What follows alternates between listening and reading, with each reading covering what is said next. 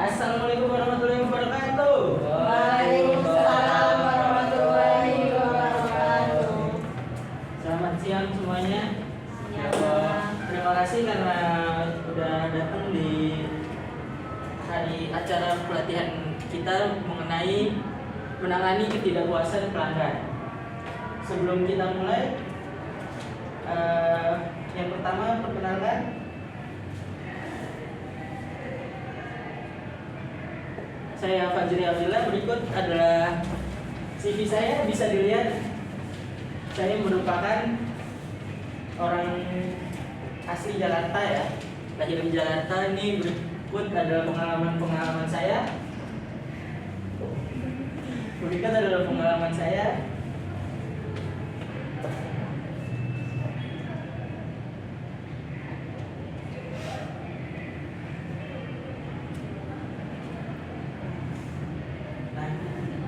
Saya Fajri Abdillah, lahir di Jakarta 2002, bulan Desember ya, kemungkinan bulan ini berarti saya ulang tahun. Kalau ada yang mau ngasih kado-kado bisa telepon aja saya nanti ya. Selanjutnya langsung aja kita masuk ke agenda kita. Yang pertama itu perkenalan. Nah, saya ada games untuk teman-teman semua di sini. Gamesnya itu sambil perkenalan kita. Nah, teman-teman semua diminta untuk perkenalan unik nih, satu-satu ya. Perkenalannya itu untuk memperkenalkan diri dengan cara yang nggak biasa. Nah, kita memperkenalkan diri sambil menyebutkan 3 hal tentang diri kita, di mana 2 diantaranya itu benar dan 1 lagi bohong. Nanti teman-teman yang lain itu harus menebak yang mana yang bohongnya. Apakah bisa dipahami? Contohnya nih, kayak saya Fajri Abdillah. Saya lahir 29 Februari. Saya orang Jakarta. Saya kuliah di Padang. Yang mana yang bohong? Lahir. Itu nama, nggak mungkin bohong ya. Bisa dimulai semuanya? Pak. Ya, silakan. Dimulai, Pak. Oh ya, silakan.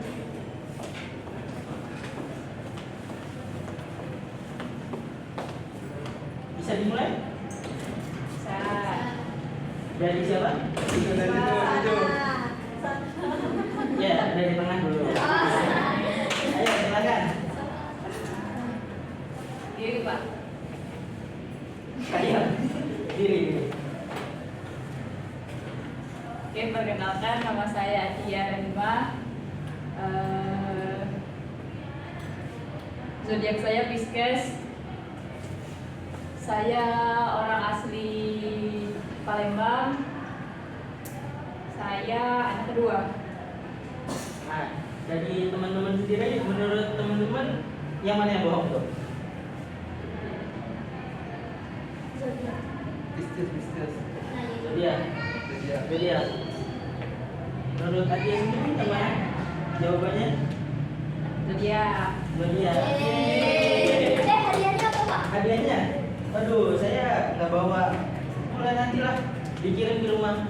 Oke, Pak. Catat ya. Siap, Pak. Selanjutnya siapa lagi? Dila. Oke, Dila. Ini, Pak. Iya, berdiri.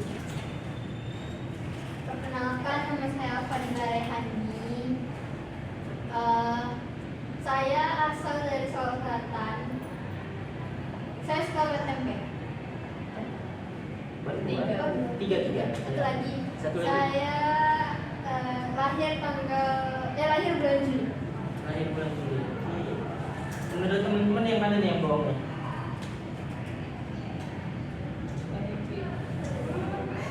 Suka tempe ya. Solo Selatan.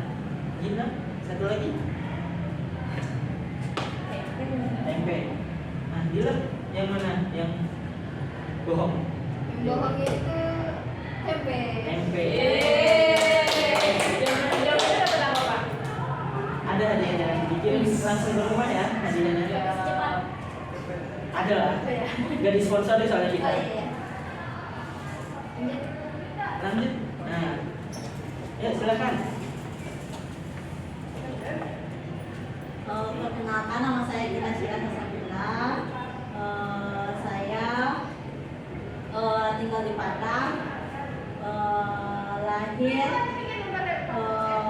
bulan Februari 2003.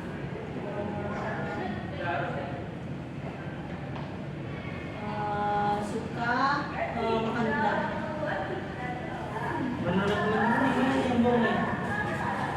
Lahirnya, tinggalnya atau suka makan udang benar? Akhirnya. Lahirnya? Iya Pak. Iya. Suka makan udang. Yang benar kanan nih. Suka makan udang. Ternyata Gina nggak suka ya makan udang. Gagal berarti semuanya. Hadiahnya. Zikri berarti yang ini. Siapa mas? Yang pertama, Mas perkenalan dulu. Namanya siapa? perkenalkan nama saya Muhammad Ilham Zikri, biasa dipanggil Zikri. Faktor saya yang pertama,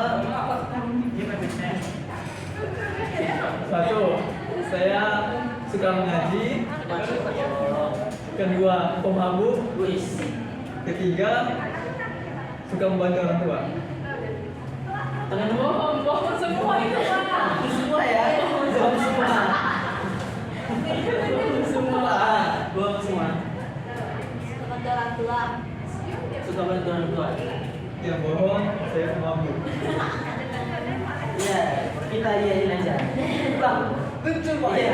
Iya kan saya iyain. Saya Iya, iyain. iya betul. Kita lanjut ke materi ya. Nah, pada materi kita hari ini, saya kurang lebih sebenarnya waktunya itu ada 45 menit ya, itu salah 20 menit. Pada hari ini, saya akan membahas mengenai menangani ketidakpuasan pelanggan retail.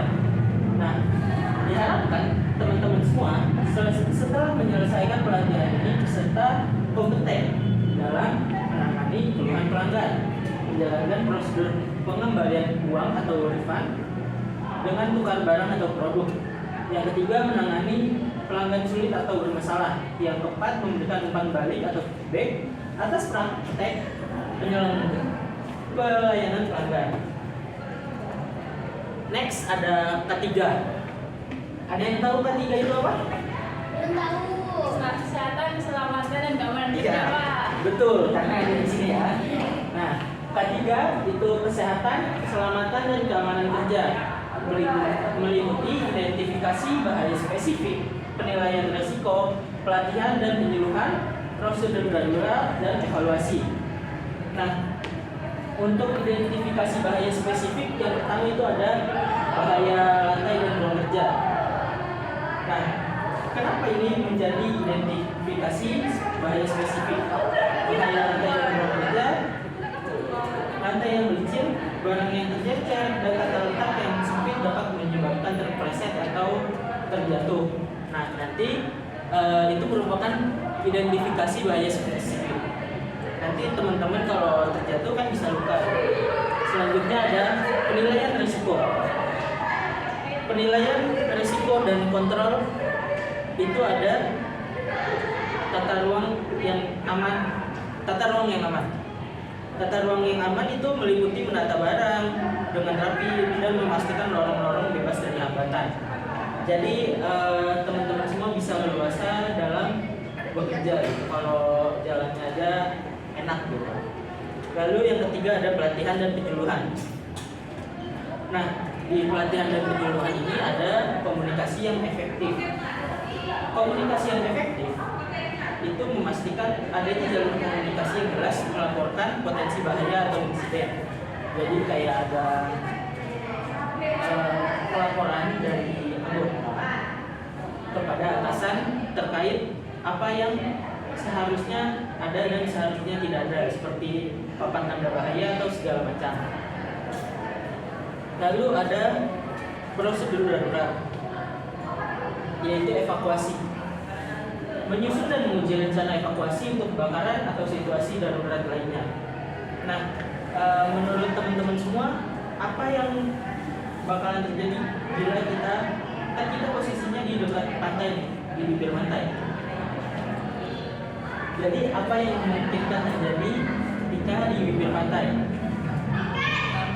Tsunami itu. Nah, itu kita harus menyusun dan menguji rencana evakuasi jika ada masalah bencana alam seperti itu. Karena bencana itu tidak selalu dengan kebakaran, ada tsunami, ada gempa bumi misalnya. Jadi teman-teman semua bisa keluar nanti kalau ada bencana, bisa keluar melalui pintu itu. Lalu yang terakhir dari kesehatan, keselamatan dan keamanan kerja, yang terakhir ada pengawasan dan evaluasi. Umpan balik dan perbaikan itu mengumpulkan umpan balik dari karyawan mengenai kondisi kerja dan melakukan perbaikan yang diperlukan itu sangat butuh ya, karena untuk meningkatkan K3 kita tadi. Dengan memperhatikan aspek-aspek tersebut, industri retail ini dapat menciptakan lingkungan yang kerja yang lebih aman dan sehat bagi karyawan. Selanjutnya ada langkah-langkah pelatihan kita nantinya. Yang pertama itu ada perkenalan yang tadi sudah kita lakukan. Selanjutnya ada elaborasi, nanti saya akan menjelaskan beberapa materi tentang pelatihan kita ini. Lalu ada kesimpulan. Kita belajar ya.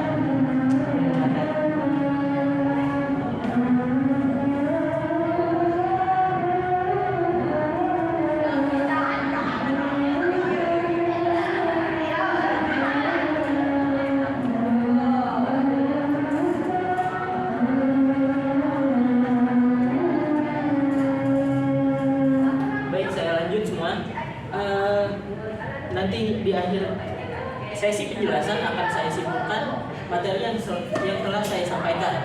Lalu ada konsolidasi dan evaluasi. Nanti teman-teman semua diminta untuk mengidentifikasi dan mengisi post-test yang ada. Nah, sekarang kita masuk ke proses pelatihan. Yang pertama itu ada menindaklanjuti keluhan dan ketidakpuasan pelanggan sesegera mungkin agar tidak meluas. Bagaimana caranya? Yang pertama itu ada dengarkan dengan sungguh-sungguh. Yang pertama ada dengarkan dengan sungguh-sungguh.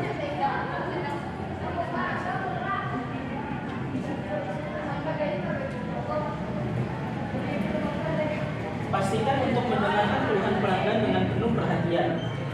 Jadi jangan diabaikan gitu ya. Kalau pelanggan ada berkeluh, langsung didengarkan dengan penuh perhatian agar tidak meluas gitu. Selanjutnya ada memberikan tanggapan cepat. Nah, memberikan tanggapan cepat ini segera tanggapi keluhan dengan memberikan solusi sementara. Jadi ada keluhan barangnya itu rusak gitu. Nah, kita harus menanggapi keluhan tersebut dengan memberikan solusi sementara gitu. Suruh tenang dulu, suruh duduk dulu gitu. Lalu ada kompensasi yang cepat. Berikan kompensasi atau perbaikan sesegera mungkin jika memungkinkan. Nah, ini yang harus dilakukan agar masalah yang terjadi itu tidak meluas. Lalu ada menangani keluhan pelanggan bersama sesuai dengan tingkat kewenangan, kebijakan dan prosedur gerai. Tentunya setiap gerai itu ada yang namanya prosedurnya sendiri atau SOP-nya sendiri. Nah, bagaimana itu tergantung masing-masing gerai. Nah, yang pertama itu identifikasi tingkat kewenangan. Nah, kalau di sini tentukan siapa yang berwenang untuk menangani keluhan tertentu. Ada yang mengadu tentang keluhannya gitu. Nah, bagaimana baiknya diatasi dulu atau bisa langsung dieksekusi. Lalu ada gunakan kebijakan yang ada. Pastikan penanganan sesuai dengan kebijakan perusahaan. Nah, bagaimana kebijakan perusahaan melakukan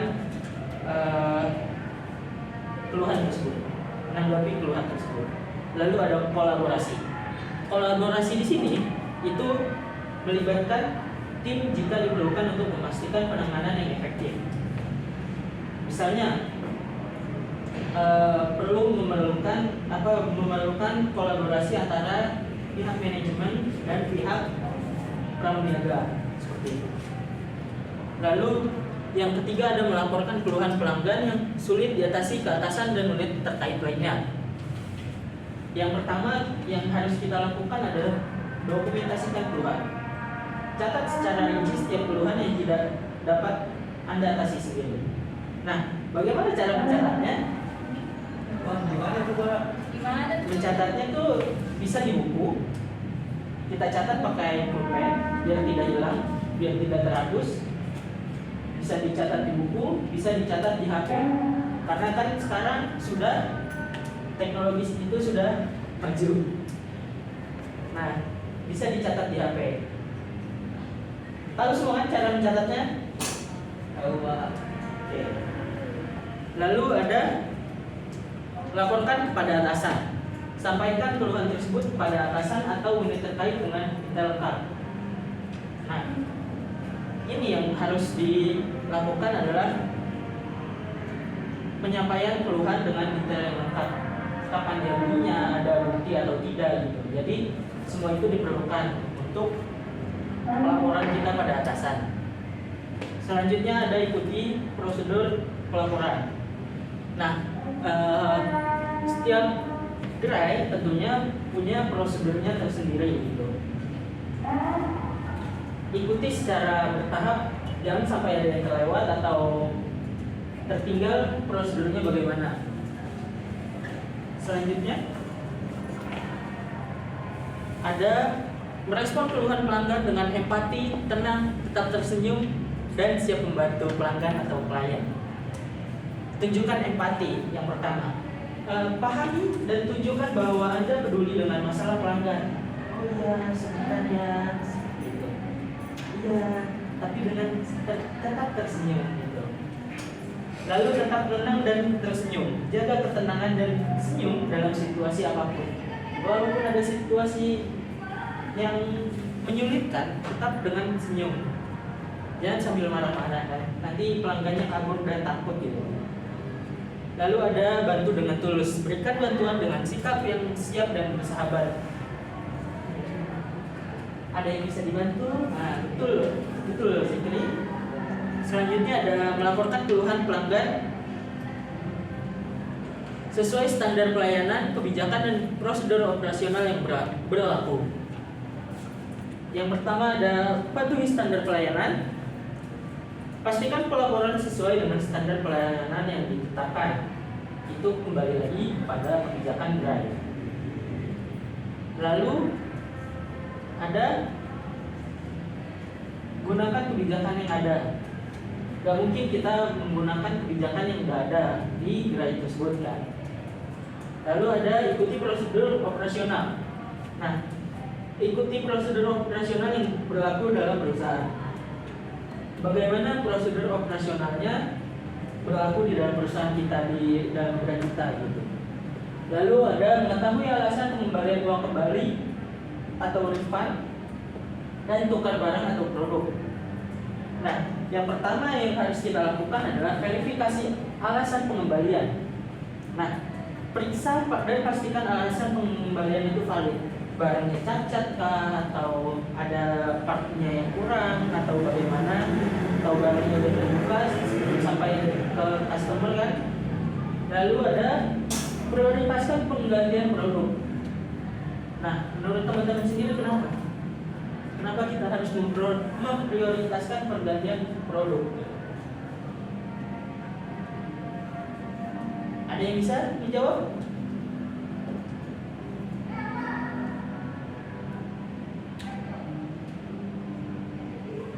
Tidak? Baik. Mengapa kita harus memprioritaskan penggantian produk? Karena jika kita merefund barang, itu sama saja kita tidak menjual apapun gitu. Kalau kita menggantikan produk, misal saya beli pulpen, saya mau refund uangnya saja. itu berarti gerai itu tidak mengeluarkan apapun gitu. Tapi kalau pulpen ini cacat gitu, terus saya refund dengan pensil, Tidak bisa kok, enggak ada label. nggak bisa ya? Dengan pulpen setara. Nah, jadi tetap mengeluarkan produknya gitu, tetap ada keuntungan yang masuk seperti itu. Lalu ada mencatat proses pengembalian uang atau refund dan tukar barang sesuai kebijakan dan prosedur ganti rugi dan penukaran barang. Yang pertama yang harus dilakukan adalah dokumentasi detail. Catat semua transaksi refund dan penukaran dengan detail. Catat tanggal transaksinya, terus transaksi dengan apa, seperti itu. Dokumentasi dengan foto juga mungkin bisa, karena kita kan sudah teknologi sudah berkembang sekarang. Lalu ada ikuti kebijakan. Bagaimana kebijakan di dalam gerai kita? Gimana proses-prosesnya? Gimana alur-alurnya? Apakah kita harus mengisi formulir terlebih dahulu atau bagaimana? Saya bingung dulu ya. Harus. Kami nggak ada sengaja Pak. Ada di luar. Ada, kebetulan kita lagi ada expo juga di depan ya. Jadi teman-teman kalau haus atau lapar bisa beli di expo depan situ. Oke Pak. Iya. Iya. Oke. Baiklah. Selanjutnya ada menangani penyelesaian masalah pelanggan yang sulit dengan cara khusus dan perhitungan yang matang. Yang pertama itu ada analisis masalah. Lakukan analisis mendalam terhadap masalah pelanggan. Bagaimana masalah pelanggan itu, apa yang dipermasalahkan. Lalu ada strategi khusus. Terapkan strategi khusus untuk menyelesaikan masalah.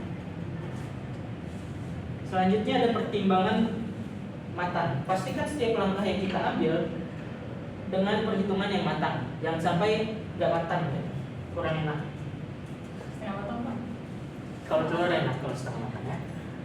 Lalu ada melakukan penanganan pelanggan yang sulit atau bermasalah dengan tetap memperhatikan keselamatan diri sendiri, rekan kerja, lingkungan kerja atau pelanggan.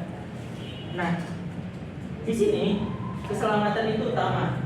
Prioritaskan keselamatan diri sendiri dan orang lain gitu. Lalu ada prosedur aman. Ikuti prosedur penanganan yang aman dan sesuai. Lalu selanjutnya ada penilaian risiko. Lakukan penilaian risiko sebelum mengambil tindakan. Bagaimana risikonya setelah kita mengambil tindakan tersebut, seperti itu. Lalu ada melaporkan masalah dan kesulitan pelanggan yang timbul kepada pihak yang relevan secara konsisten untuk tindakan pencegahan di masa depan. Nah, ini itu merupakan sesuatu yang penting. Laporan rutin. Laporan rutin itu laporin setiap masalah yang timbul secara konsisten. Tidak hanya sesekali. Berarti kalau rutin itu setiap saat. Misal minggu ini ada yang masalah gitu, minggu depan ada masalah juga dilaporin. Kalau nggak ada masalah tetap dilaporin. Jadi rutin melaporkannya. Lalu ada analisis pencegahan. Nah, analisis pencegahan ini untuk mencegah masalah yang sama terjadi di masa depan. Misal ada kecacatan dalam produk kita. Nah, itu yang harus kita perbaiki. Bagaimana kedepannya tidak ada produk yang kurang layak atau cacat gitu. Lalu yang terakhir ada menunjukkan saran dan solusi untuk meningkatkan pengalaman belanja pelanggan pada pihak yang relevan. Yang pertama, kumpulkan umpan balik. Saran dan umpan balik dari pelanggan itu penting agar pelanggan bisa nyaman di gerai kita. Lalu ada sampaikan solusi. Solusi yang realistis dan bermanfaat pada pihak yang relevan. Jadi kita bagaimana memberikan solusi kepada pelanggan gitu. Lalu yang terakhir ada implementasi. Bantu dalam implementasi solusi untuk meningkatkan pengalaman pelanggan. Bagaimana cara pelanggan itu meningkatkan pengalamannya pada saat kita berbelanja di gerai itu. Nah, sebelum masuk ke tahap kesimpulan, apakah dari teman-teman ada yang ingin bertanya?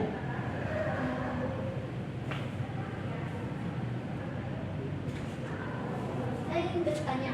Ya, silahkan pada bilang.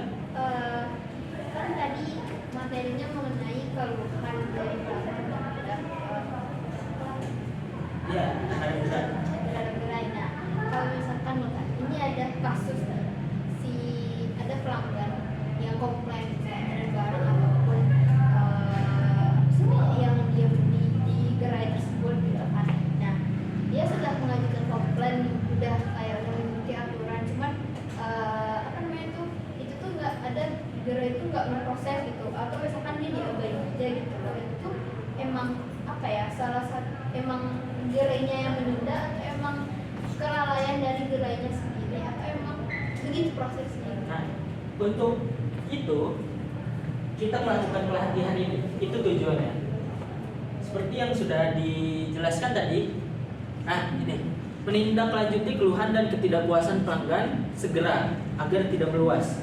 Nah, tujuan dari menindaklanjuti keluhan tersebut adalah agar masalah tersebut tidak meluas. Nah, mungkin saja contoh kasus yang Gila berikan tadi itu adalah kelalaian dari SOP gerainya. Karena seharusnya gerai itu menindaklanjutinya itu secara cepat dan tepat gitu. Jadi walaupun ada SOP dari gerai tersebut, kita harus melakukannya dengan cepat dan tepat gitu, agar masalahnya tidak segera meluas gitu. Tapi kalau misalkan dia tuh tidak cepat tanggap dan masalahnya jadi berlarut, itu nanti kesalahan di gerainya. Ya, mungkin itu harus ditinjau kembali bagaimana SOP-nya. Itu SOP-nya. Seperti itu. Apakah ada yang ingin bertanya lagi? Sebelum kita melanjuti ke tahap kesimpulan kita.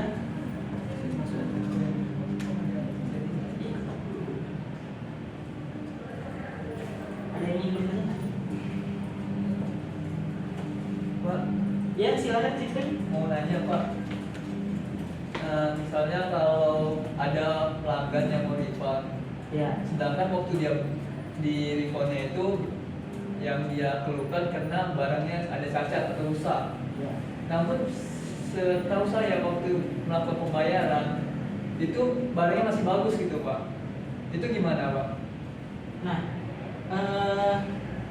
terkait hal itu ada refund. Ya, silakan masuk. Ya, silakan duduk di depannya. Iya. Nah, ini seperti yang telah dijelaskan tadi, ada mengetahui alasan pengembalian uang kembali atau refund atau tukar barang atau produk, yang dimana di sini itu ada verifikasi alasan pengembalian. Jika kita beralasan barang itu kurang layak gitu, nah harus kita teliti lagi layaknya itu pada saat kapan. Kalau pas bayar itu sudah tidak layak, maka itu masih bisa di refund. Atau yang paling utama itu kita tukar barang atau produk ya, jangan langsung refund begitu saja. Kalau stok, selama stoknya masih ada. Nah, kalau barangnya itu tidak layak ketika dia sudah pelanggan sudah membelinya, karena kelalaian pelanggan, tentunya itu tidak bisa dijadikan alasan kenapa dia berhak untuk tukar barang atau refund tersebut. Seperti itu. Sudah dua penanya, ada lagi yang ingin ditanyakan?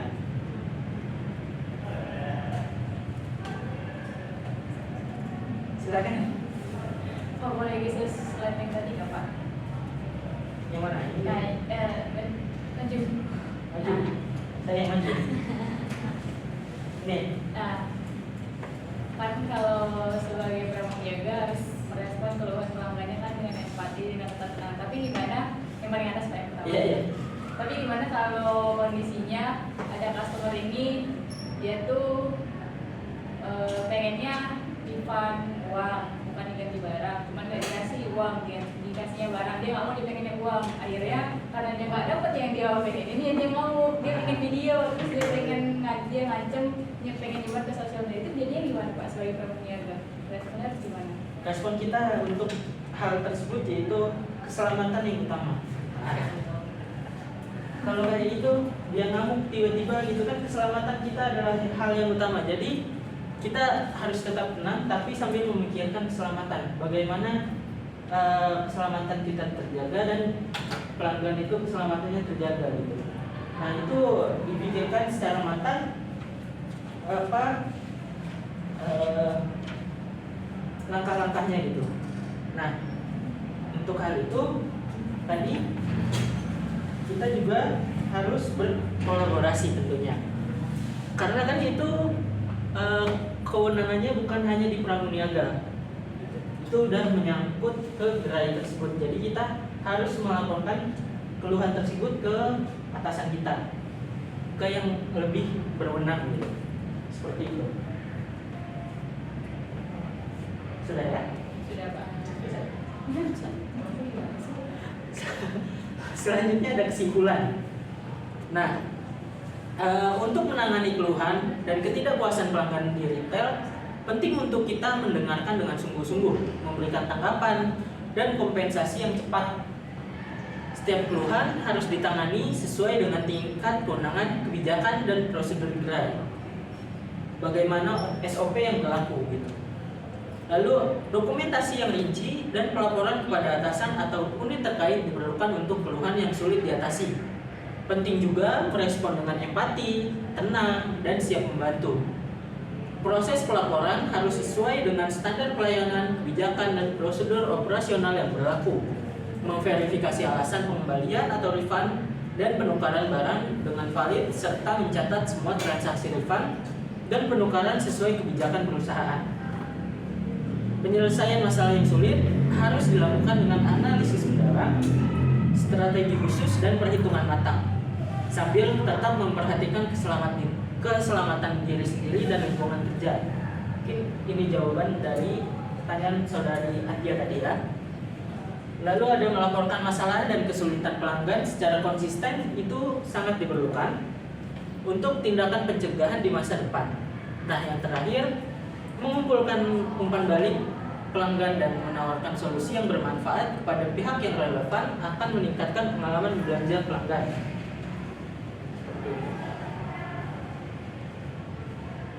Adakah yang ingin bertanya lagi? Jika tidak ada saya yang akan bertanya ya kepada teman-teman.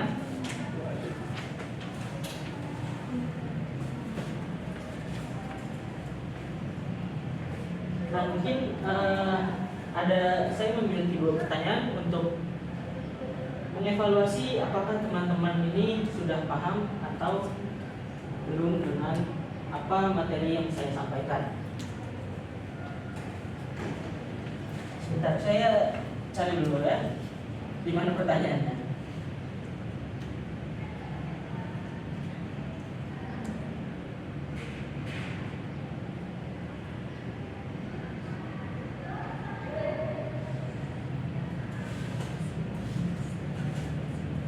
Yang pertama, mungkin bisa dicatat oleh teman-teman semua ya. Yang pertama itu bagaimana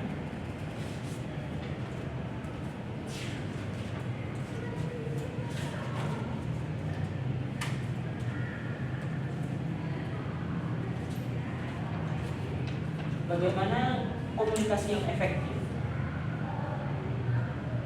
ketika ada keluhan dari pelanggan.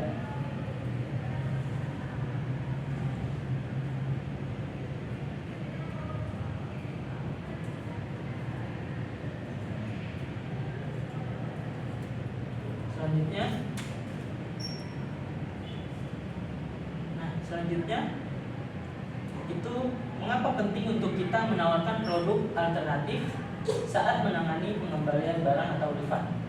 Bapak, Baik. Mengapa penting untuk kita menawarkan produk alternatif saat menangani pengembalian barang atau refund? Silakan teman-teman semua kerjakan. Jika sudah, nanti bisa dikemukakan jawabannya.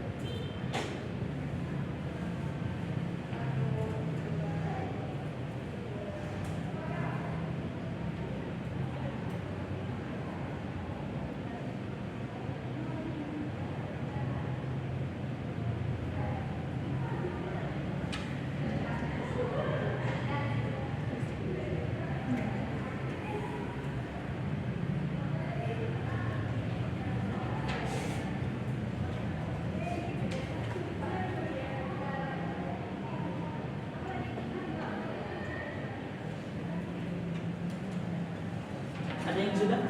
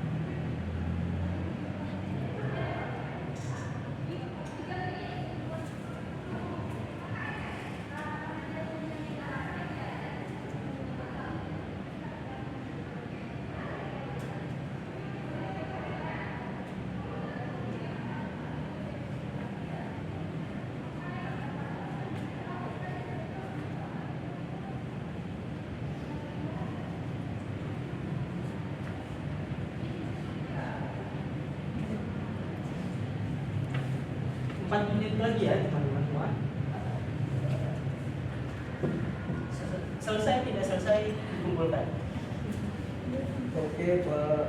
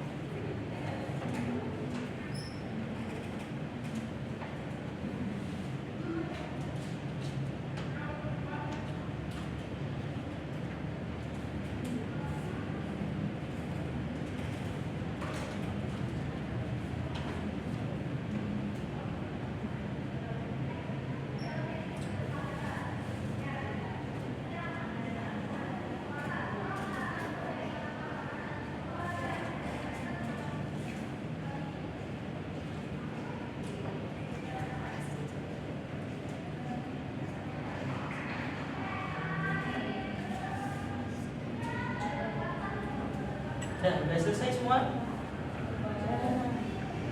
Mungkin jawaban dari teman-teman semua bisa dikirimkan di grup saja ya. Iya. Karena keterbatasan waktu yang kita miliki, nanti saya akan memberikan feedback teman-teman semua di grup yang telah ada. Nah, teman-teman semua juga bisa memberikan feedback ke saya gitu. Bagaimana pelatihan yang kita lakukan pada hari ini, bagaimana penampilan saya hari ini di grup WhatsApp yang tersedia ya. Mungkin teman-teman semua, karena kita sudah berada di penghujung pelatihan kita, teman-teman semua bisa merapikan apa yang teman-teman semua bawa gitu.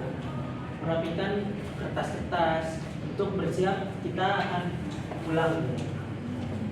Silahkan dirapikan barang-barangnya terlebih dahulu.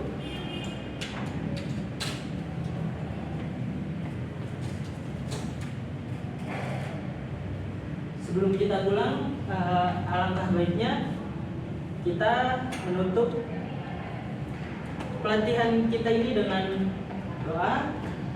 Mungkin dari teman-teman ada yang mau memimpin doa? Dewa, Silakan Zikri. sebelum memulai doa kepada rekan-rekan atau teman-teman sekalian untuk mengangkat kedua tangannya. Bismillahirrahmanirrahim. Ya Allah, semoga materi yang diberikan oleh Bapak Fajri menjadi berkah dan bermanfaat untuk kami. Dan apapun tujuan kami ke depannya agar selalu dilancarkan. Amin. Amin amin ya rabbal alamin. Amin. Baiklah. Setelah selesai berakhir dari doa yang dipimpin oleh Zikri tadi, berakhir pula kegiatan yang kita lakukan pada hari ini. Terima kasih kepada teman-teman yang sudah hadir dan meluangkan waktunya untuk mengikuti pelatihan ini. Mohon maaf jika saya ada salah dalam kata, perbuatan atau tingkah laku saya yang mungkin kurang berkenan di teman-teman semua. Mohon maaf. Saya akhiri. Wassalamualaikum warahmatullahi wabarakatuh. Waalaikumsalam warahmatullahi wabarakatuh.